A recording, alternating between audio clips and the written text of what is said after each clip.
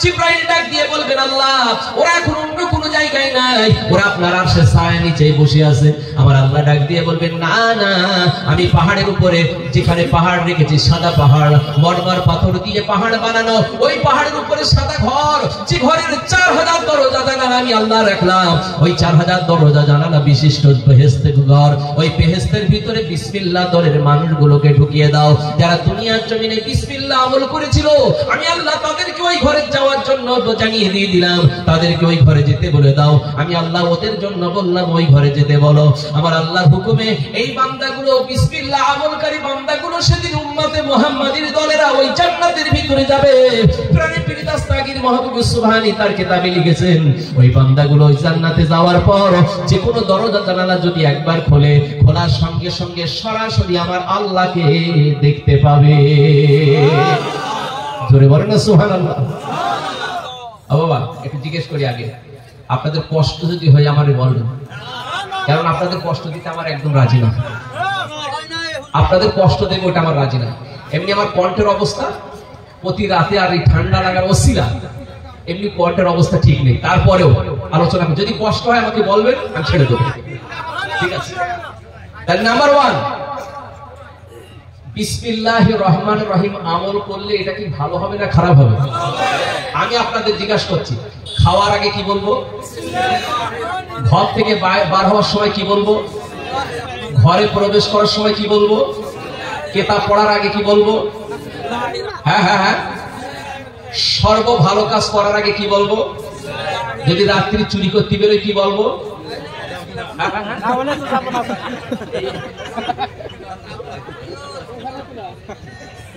অনেক টানা চালাচ্ছে, যাই হোক অসুবিধা নাই, এটা হচ্ছে আবেগের ব্যাপার, বিবেক দিয়ে বলিনি, বুঝতে পেরেছেন না?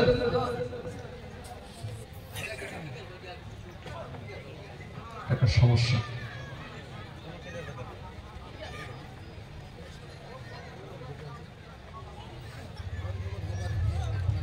এখন এই আলোচনা চলবে না, আলোচনা আমার পাল্টে দিয়েছে। হ্যাঁ হ্যাঁ, আমি বলেছিলাম আমার সবসময় দাওয়াত করার সময় বলে দিতে হবে কোন আলোচনা করতে হবে, স্টেজে উঠে বলতে হবে না,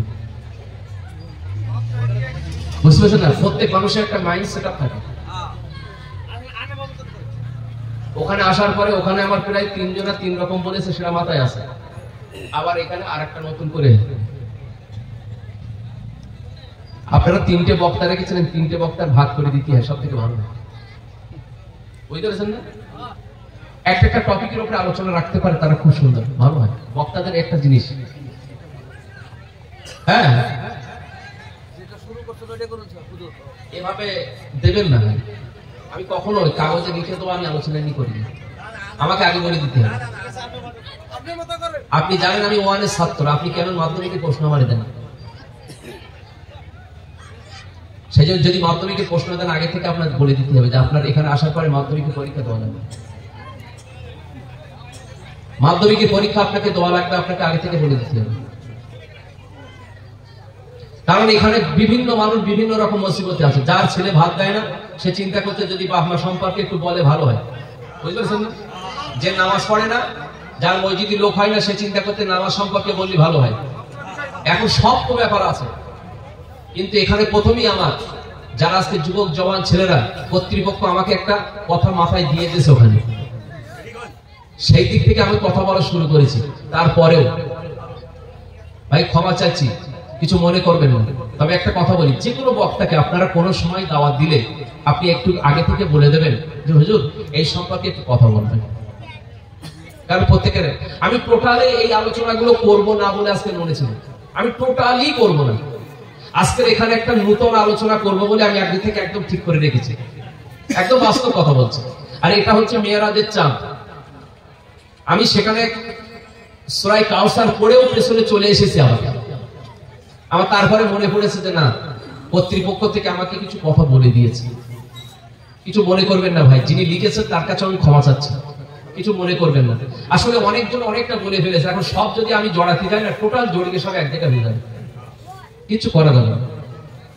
কারণ আমি আপনার কথাটা বলবো, আরেকজন বলেছে আমি এই কথাটা বলে হুজুর বললো না, যিনি কর্তৃপক্ষ কি করবো বলেন? সভাপতি সাহেব আপনি বলেন দেন কি করি? এটাই যথেষ্ট। আলহামদুলিল্লাহ। আমার প্রিয় ভাইরা বা সোনার চাঁদ মানিকেরা, আজকের একটা কথা আমাকে বলেছে, কথাটা আমি মাথায় রেখে সেই দিকে যাচ্ছি, খারাপ মনে করেন। তবে যা লিখেছে আর যা কিছু বলেছে সব এর ভিতর পাওয়া যাবে, যে যা বলেছে সবই একটা আলোচনার ভিতর সব কটা পাওয়া যাবে। আল্লাহ চাইলে অসুবিধা হবে না। তাহলে আমি বলেছি আপনাদেরকে সর্ব কাজের আগে আপনাদের কি বলবো? আচ্ছা, এই ছোট্ট আমলটা কি করা যাবে? কে কে আজ থেকে নিয়ত করেন যে আমরা সর্ব কাজের আগে বিসমিল্লাহির রহমানির রহিম আমলটা করব? নারায়ে তাকবীর। আপনারা যারা এই 5টা কাজ করে নিতে পারবে, মনে করবেন রাসূলের স্কুলে আপনারা ভর্তি হতে পারবেন। রাসূলের স্কুলে ছাত্র যারা হয় উম্মতে মুহাম্মাদি বলা হয়। কি বলা হয়? উম্মতে মুহাম্মাদি। আর পৃথিবীতে যত নবী এসেছে উম্মতে মুহাম্মাদির মতন এত দাম কোন নবীর উম্মত নেই। বুঝতে পেরেছেন? সব থেকে দামি নবীর উম্মত হওয়ার জন্য এই 5টা জিনিস আপনি যদি মেনে নিতে পারেন, পারা যাবে কি? তাহলে একটা হলো, আমি খুব ছোট করে বলবো। আল্লাহ নবী মুসা কালিমুল্লাহ ডাক দিয়ে বললেন আল্লাহ। নাম্বার 2, দ্বিতীয় নাম্বার একটুখানি বলেন। আমার আল্লাহ ডাক দিয়ে বললেন নবী মুসা কালিমুল্লাহ, দ্বিতীয় নাম্বার পৃথিবীর জমিনে উম্মতে মুহাম্মাদি যারা হবে, দ্বিতীয় নাম্বার সিনকাম তাদের হবে। দামি জিনিস খাবে, কম দামি জিনিস খাবে, ভালো জিনিস খাবে, কোরমা খাবে, কোপ্তা খাবে, বিরিয়ানি খাবে, পোলাও খাবে, দামি মিষ্টি খাবে, কোল্ড ড্রিঙ্কস খাবে, যা কিছু খাক না কেন সমস্ত খাওয়ার আগে তারা বিসমিল্লাহির রহমানির রহিম বলে খাবে। আর খাওয়ার শেষে তাদের জবান থেকে বার হবে আলহামদুলিল্লাহ। সব খাওয়ার শেষে কি বলবে? আমার আল্লাহ শুভ সংবাদ দিচ্ছে, সুসংবাদ। ওই উম্মতে মুহাম্মাদি যারা বিসমিল্লাহির রহমানির রহিম বলে খানা খাবে, খানা খাওয়ার শেষে যারা আলহামদুলিল্লাহ বলবে, খানা খাওয়ার শেষে যারা আলহামদুলিল্লাহ বলবে, যত দামের খানা খাক না কেন এই খাবারের হিসাবটা আমি আল্লাহ কিয়ামতের ময়দানে আমার কাছে দেওয়া লাগবে না। এখন জিজ্ঞাসা করছি ভাই আমার সোনার চাঁদ, আমার যুবক ভাইরা আমাকে দাওয়াত করেছে, কোন একজন যুবক ভাই মনে করলো শফিউর রহমান ভাই কলকাতা থেকে এসে আমাদেরকে শুনিয়েছিল, আমার আল্লাহ জানিয়েছে বিসমিল্লাহ বলে খাও, খাওয়ার শেষে আলহামদুলিল্লাহ বলবা, ওই খাবারের হিসাব কিন্তু আল্লাহর কাছে দেওয়া লাগবে না।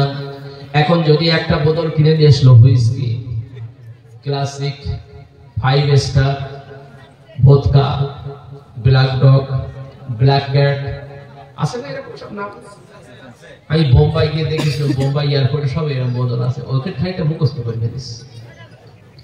এই বোতলটা খোলার পরে বিসমিল্লাহ বলে যদি খায়, বোতলটা শেষ করার পরে যদি বলে আলহামদুলিল্লাহ, আমি আপনাদের জিজ্ঞাসা করছি এর হিসাব আল্লাহর দরবারে দেওয়া লাগবে কি লাগবে না?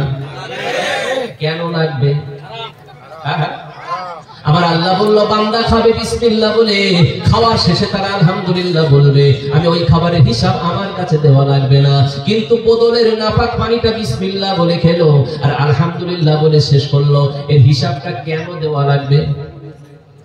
কেন লাগবে? হারাম। মদ খাওয়া আরেকবার বলে হারাম। এই হারাম বস্তু যদি বিসমিল্লাহ বলে খায়, ওই মানুষটার ঈমান থাকে না। বিসমিল্লাহ যদি কোনো মানুষ বলে হারাম জিনিস খায়, ওই মানুষটার ঈমান থাকে না, ঈমান নষ্ট হয়ে যায়, আবার কলেমা পড়ে ঈমান আনতে হয়, রদ্দে কুফর পড়া লাগে। ভাইরা বাবাজিরা আমার সোনার চাঁদ মানিক, জিজ্ঞাসা করি আপনাদের কাছে, কোন বাবা যদি ছেলের বিয়ে দেয় আর বিয়ে দেওয়ার পরে মেয়ের বাড়ি থেকে যদি ফোন নেয়, ফোন বলুন, হ্যাঁ, মেয়ের বাড়ি থেকে যদি ফোন নেয়, ওই ফোনের টাকা নেওয়া জায়েজ না না জায়েজ? ফতোয়া সিদ্দিকিয়া, ফতোয়া আমিনিয়ার ভিতরে দেখলাম, যদি কোনো মানুষ একবার বিসমিল্লাহ বলে ওই ফোনের শাদি খেতে যায়, ওই বাড়ি খেতে গেল আর ওই খাবার বিসমিল্লাহ বলে খেলো, ওই মানুষটার ঈমান নষ্ট হয়ে গেল। কে কে খাবেন এই নিয়ত করেন দিন? যে ছেলে বিয়ে করে মেয়ের বাড়ি থেকে ফোনের টাকা নিয়েছে, ওই টাকায় শাদি করেছে আর আপনাকে দাওয়াত করে খাওয়াচ্ছে, কে কে যাবেন বলেন? হ্যাঁ হ্যাঁ, সত্য কথা বলেছেন তো? নিয়ত করে ফেলেছেন? ইনশাআল্লাহ যাচ্ছেন না? মনে করবে আলহামদুলিল্লাহ, আল্লাহ কবুল করে। ভাইরা বাবাজিরা আমার সোনার চাঁদ, আমি যুক্তি দেওয়ার জন্য আর একটা কথা বলি। আমার দেশের ভিতরে আল্লাহ পাক অনেক ফল দিয়েছে মানুষের জন্য, মানুষের কাজের জন্য, উপকারের জন্য। পশ্চিমবঙ্গের উত্তর 24 পরগনা, দক্ষিণ 24 পরগনার ভিতরে একটা আম হয়, যে আমটার নাম হলো হিমসাগর আম। অত্যন্ত সুন্দর আম, সুন্দর আম, খেতেও যেমন সুন্দর, দেখতেও সেমন সুন্দর। আমার দাদু যার 100 বছরের মতো বয়স হয়ে গেছে, মসজিদে এশার নামাজ পড়ার জন্য গেছে। এশার নামাজ পড়ে বাড়িতে আসতেছে, হাতে রইল তার লাঠি। টুকটুক করে হাতের লাঠিটা নিয়ে বাড়ির দিকে আসে, একটা ছোট টস মেরে বাড়িতে আসে। টসের লাইটটা সামনের দিকে পড়ে দাদু বাড়ি আসে। পাকা আম হঠাৎ করে একটা সামনে পড়লো। ওই গাছটা দাদুর না, দাদুর ছেলের না, দাদুর বাপের না। ওই পাকা আমটা রেখে আসবে না নিয়ে আসবে বলে মনে হয়? রেখে আসবে। ইমাম বুখারী রাহমাতুল্লাহ আলাইহি তিনি কিতাবের ভিতরে লিপিবদ্ধ করেছেন, মানুষের বয়স যখন বেড়ে যায় ওই মানুষটার লোভ তত বেড়ে যায়। এই জন্য লোভের কারণে মানুষটা তত লোভ বেড়ে যায়। বাচ্চাদের যেমন লোভ হয়, মানুষের বয়স যখন বেশি হয় তাদের লোভ বেড়ে যায়। আমার আব্বার মৃত্যুর আগে এটা আমি দেখেছিলাম, 100% সত্য কথা। ভাইরা বাবাজিরা আমার, ওই মুরব্বি আমার আমটা কুড়িয়ে বাড়ি নিয়ে আসলেন। আসার পরে দাদিমাকে ডাক দিয়ে বললেন, ও কচির মা, বাড়িতে গাখির আছে, একটু গরম করো। বলছে গাখির আছে, গরম করো? গাখির খাবে কেন? বাড়িতে মাছ আছে, গোশ আছে। বলে ওসব খাবো না। বুড়ি মানুষ ডাক দিয়ে বলছে, শুধু কি খাওয়া যায়? বলে বুড়ি, ও চিন্তা তোমার করা লাগবে না, নামাজ পড়ে বাড়ি আসার সময় আল্লাহ সে চিন্তা করিতেছে। আল্লাহ সে চিন্তা করিতেছে। নামাজ পড়ে বাড়ি আসার সময় আল্লাহ সে চিন্তা করে দিয়েছে। এইবারে পকেটে থাকা আমটা দিয়ে সুন্দর করে ওই গাখির দিয়ে মাখিয়ে বিসমিল্লাহ বলে খানাটা খেয়েছে। খাবার শেষে আলহামদুলিল্লাহ বলে শুকরিয়া আদায় করেছে। আপনাকে জিজ্ঞাসা করি, একটুখানি উত্তর দেন, ওই খাবারটা খাওয়া হালাল হয়েছে না হারাম হয়েছে? ওই খাবারের হিসাব আল্লাহর দরবারে দেওয়া লাগবে কি লাগবে না? ভাইরা বাবাজিরা আমার সোনার চাঁদ, মানিক জওয়ান যুবক, আল্লাহর ওলি বাইজিদ বুস্তামি রাহমাতুল্লাহ আলাইহি 30 বছর ধরে জঙ্গলে ইবাদত বন্দী করলেন। 30 বছর ধরে জঙ্গলে ইবাদত বন্দী করার পর আমার আল্লাহর কাছে দোয়া চাচ্ছেন, আল্লাহ 30 বছর ধরে আমি জঙ্গলে ইবাদত বন্দী করলাম। আমার মা জননী 30 বছর ধরে তিনি তাহাজ্জুদের নামাজ পড়লেন, সারা দিন রোজা রাখলেন। আমার মায়ের ইবাদত বندگی, আল্লাহ আমার ইবাদত বندگی আপনার দরবারে কবুল হয়েছে কিনা? এমন সময় একটা ইলহামের আওয়াজ পাওয়া যায়, এ বান্দা বাইজিদ, তোমার এবং তোমার মায়ের ইবাদত বندگی আমার দরবারে কবুল হলো না। আল্লাহর বান্দা বাইজিদ ডাক দিয়ে বলছে, আল্লাহ আমার ইবাদত বندگی, আমার মায়ের ইবাদত বندگی কেন কবুল হলো না? আর একটা ইলহাম আওয়াজ পাওয়া যায়, এ বাইজিদ, তুমি যখন তোমার মায়ের গর্ভে ছিলে, মায়ের পেটে ছিলে, ওই সময় তোমার মা জননী তোমার ছোট আম্মার ঘরে ঢুকেছিল। ওই ছোট আম্মার ঘরে যাওয়ার পর ছোট আম্মার ঘরে তেঁতুলের খাটা, ইমলি খাটা রান্না ছিল। ওই তেঁতুলের খাটা, টক খাটা রান্না থাকার জন্য তোমার মায়ের বড় লোভ হয়েছিল, তোমার ছোট আম্মাকে না বলে খাটাটা খেয়ে ফেলেছিল। এই জন্য আমি আল্লাহ আমার দরবারে তোমার এবং তোমার মায়ের 30 বছরের ইবাদত বندگی গুলো কবুল হয় নাই। আল্লাহর ওলি বাইজিদ বুস্তামি রাহমাতুল্লাহ আলাইহি দৌড়ে দৌড়ে বাড়ি গেলেন। মাকে সালাম দিয়ে বললেন, মা বাড়ি এসেছি। ও বাইজিদ, বহুদিন পরে বাড়ি এসেছো বাবা, বহুদিন পরে বাড়ি এসেছো। আমি তোমাকে জিজ্ঞাসা করতে চাই বাবা, বলো না একটা বারের জন্য এত বাড়ি এসেছো, এসো ঘরে এসো। ও মা জননী, ঘরে যাব না, কারণ 30 বছরের ইবাদত বندگی আপনার এবং আমার আল্লাহ কবুল করে নাই। ছোট আম্মার ঘরে গিয়ে সালাম দিলেন আম্মা জান। ছোট আম্মা ডাক দিয়ে বলল, বাবা বাইজিদ, বহুদিন পরে তুমি বাড়িতে এসেছো বাবা, বলো না একটুখানি তুমি কি খেতে চাও, ঘরে বসো। আম্মা জান, খাবো না, কিছু বসবো না। ও মা জননী, মা আমি যখন আমার মায়ের গর্ভে ছিলাম, আমার মা জননী আপনার ঘরেতে ঢুকেছিল। ওই ঘরের ভিতরে, রান্নাঘরের ভিতরে তেঁতুলের খাটা রান্না ছিল, টক খাটা রান্না ছিল। আমার মা লোভের বশবর্তী হয়ে আপনার ঘরের থেকে টক খাটা আপনাকে না বলে খেয়ে ফেলেছিল। এই কারণে আমার আল্লাহর দরবারে 30 বছরের ইবাদত বندگی গুলো কবুল হয় নাই, কবুল হয় নাই। ও মা জননী, মা মেহেরবানি করে আমার কি ক্ষমা করে দেওয়া যাবে না? ছোট আম্মা জান ডাক দিয়ে বলেছিলেন, বাইজিদ, ও বাবা বাইজিদ, আমি আল্লাহর রাস্তে তোমাদের ক্ষমা করে দিলাম। হযরত বাইজিদ বুস্তামি জঙ্গলের ভিতরে চলে গেল। আল্লাহ পাকের দরবারে সিজদা দিয়ে কাঁদে, আল্লাহ আপনার দরবারে এসেছি, ও মাওলাই করিম, আমার ছোট আম্মা জান আমাকে ক্ষমা করে দিয়েছে, আমার ছোট আম্মা জান আমাদের ক্ষমা করে দিয়েছে। আল্লাহ আমাদের ইবাদত বندگی কবুল হবে কি হয়েছে না? আল্লাহ পাকের দরবার থেকে ইলহাম আসে, বাইজিদ তোমার এবং তোমার মায়ের ইবাদত বندگی আমার আল্লাহর দরবারে কবুল হয়ে গেছে। জোরে বলুন সুবহানাল্লাহ, আর একটু মহব্বতে বলেন সুবহানাল্লাহ। ও মা জননী মা, তোমাদের মূল্য অনেক, তোমাদের দাম অনেক। পেটে যখন সন্তান থাকে, সন্তানটা আল্লাহর ওলি যেন হয়, আর আল্লাহর ওলি হতে গেলে পরের মাল না বলে খাওয়া যাবে না। মা জননী, আল্লাহর ওলি যদি সন্তান হতে চাই, ওই অবস্থায় পেটে সন্তান থাকা অবস্থায় গান বাজনা শোনা যাবে না। মা জননী আমার, ওই অবস্থায় যেখানে ঝগড়া হবে সেখানে যাওয়া যাবে না। ওই অবস্থায় হালাল জিনিস খাওয়া লাগবে, কোরআন তেলাওয়াত করা লাগবে, নামাজ আদায় করা লাগবে।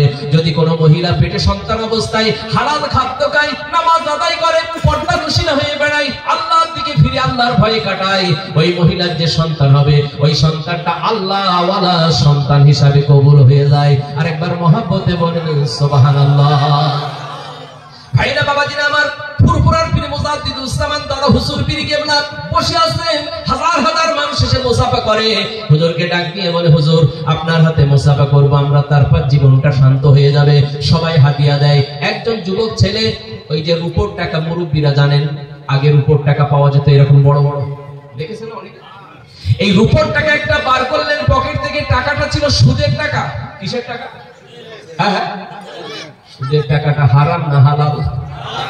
আল্লাহর ওলির হাতে দিতে যাবেন, এমন সময় আল্লাহর ওলি ডাক দিয়ে বলল, বাবা যুবক, এই টাকাটা আমি নেব না বাবা, এই টাকাটা নেব না, তুমি টাকাটা নিয়ে যাও, টাকাটা নিয়ে যাও। হুজুর টাকা কেন নেবেন না? সবার টাকা নিলেন, হাদিয়া নিলেন, আমার হাদিয়াটা কেন, নজরানাটা কেন নেবেন না? আল্লাহর ওলি ডাক দিয়ে বলেছিল, বাবা, ও বাবা যুবক, তোমার টাকার ভিতর থেকে সুদের গন্ধ, নোংরা গন্ধ আসছে।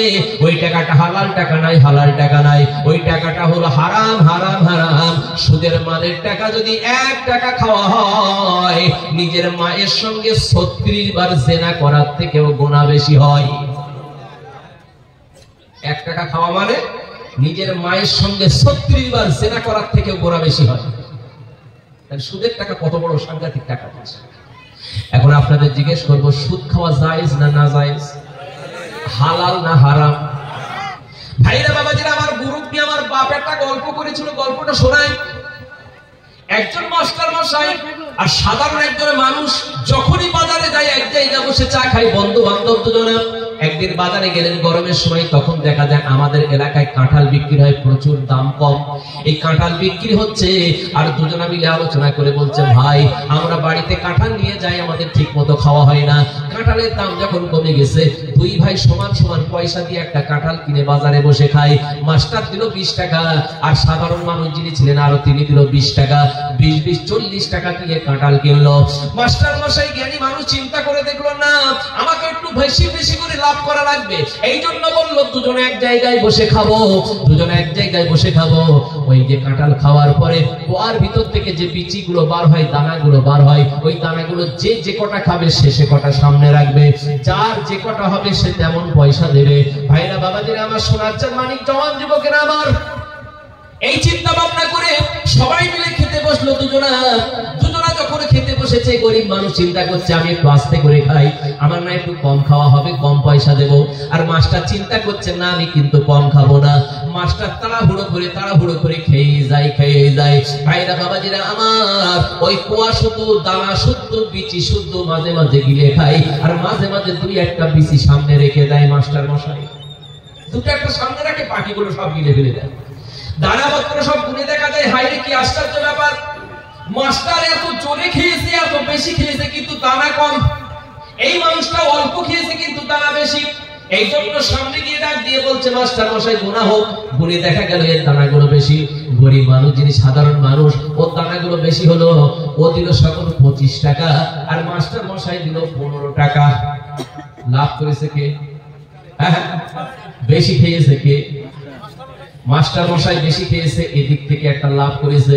আবার টাকায় কম দিয়েছে, সেদিক থেকে আরেকটা লাভ করেছে। লাভ কদিক থেকে হলো? লাভ হলো 2 দিক থেকে।